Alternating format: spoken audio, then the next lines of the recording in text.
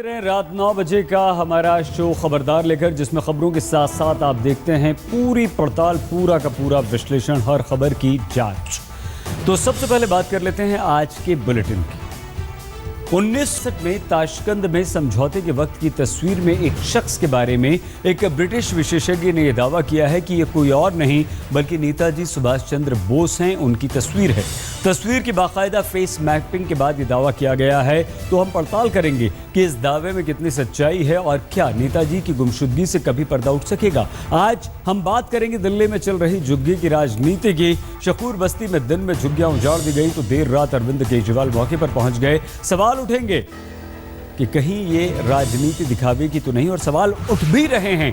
और आखिर जो मासूम बच्ची नहीं रही है उसका गुनाह किसके सर। हम ये भी बात करेंगे कि जीएसटी बिल पर हो रही राजनीति में क्या चल रहा है, जिसमें सवाल ये भी है कि क्या कल संसद चल पाएगी या नहीं। और गुजरे जमाने के सुपरस्टार ट्रेजेडी किंग को पद्म सम्मान के वक्त उनके घर पर कैसा माहौल था, इसे भी हम आपको दिखाएंगे। लेकिन सबसे पहले बात देश दुनिया की कुछ बड़ी खबरों की।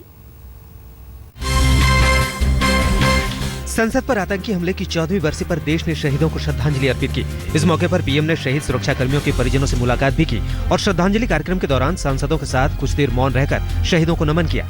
इससे पहले प्रधानमंत्री नरेंद्र मोदी, पूर्व प्रधानमंत्री मनमोहन सिंह, स्पीकर सुमित्रा महाजन और कांग्रेस अध्यक्ष सोनिया गांधी, वरिष्ठ बीजेपी नेता एल के आडवाणी समेत बड़ी संख्या में सांसदों ने इस मौके पर संसद परिसर में शहीदों को फूल चढ़ाए और देश के लोकतंत्र की रक्षा में उनकी कुर्बानी को याद किया।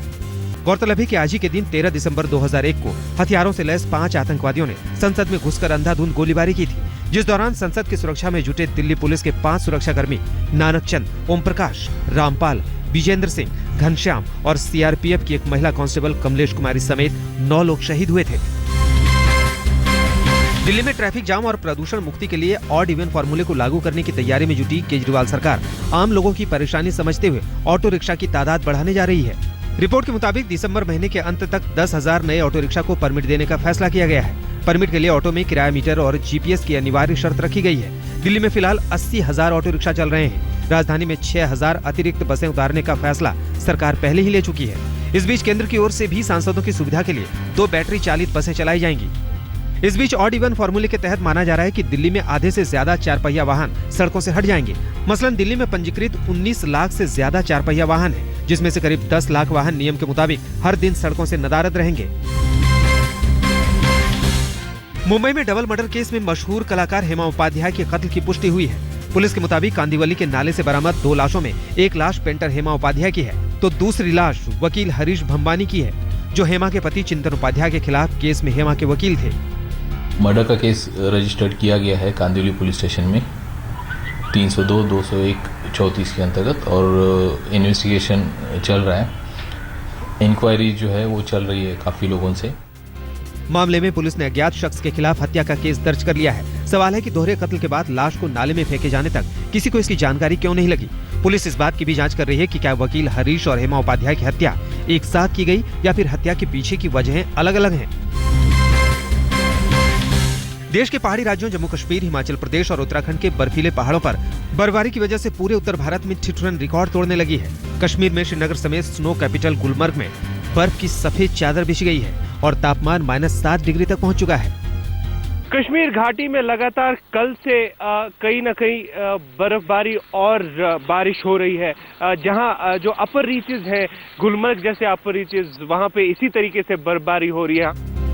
इधर हिमाचल प्रदेश की राजधानी शिमला समेत सूबे के अनेक इलाकों में बर्फबारी जहां सैलानियों के लिए खुशगवार साबित हुई है, वहीं जनजीवन अस्त व्यस्त हो गया है। उत्तराखंड में केदारनाथ और बद्रीनाथ धाम में भी लगातार बर्फबारी की वजह से कई फीट मोटी बर्फ जगह जगह जमा हो गई है। पहाड़ों की इस बर्फबारी की वजह से दिल्ली एनसीआर समेत समूचे उत्तर भारत का पारा तेजी से गिरा है। ठंडी हवाओं के थपेड़ों ने लोगों की मुश्किलें बढ़ा दी हैं। दुनिया भर के मुसलमानों के सबसे बड़े तीर्थ मक्का में महिलाओं ने इतिहास रच दिया है। महिलाओं को इतिहास में पहली बार सऊदी सरकार ने वोट देने का अधिकार दिया है। तो मक्का में सलमा बिन्त हिलाब अल उतैबी ने नगर पार्षद के तौर पर चुनाव जीतकर सऊदी अरब में चुनाव जीतने वाली पहली महिला बन गई। मक्का नगर परिषद के चुनाव में 900 महिलाओं ने पर्चा भरा था। हालांकि सफलता सिर्फ एक को हाथ लगी।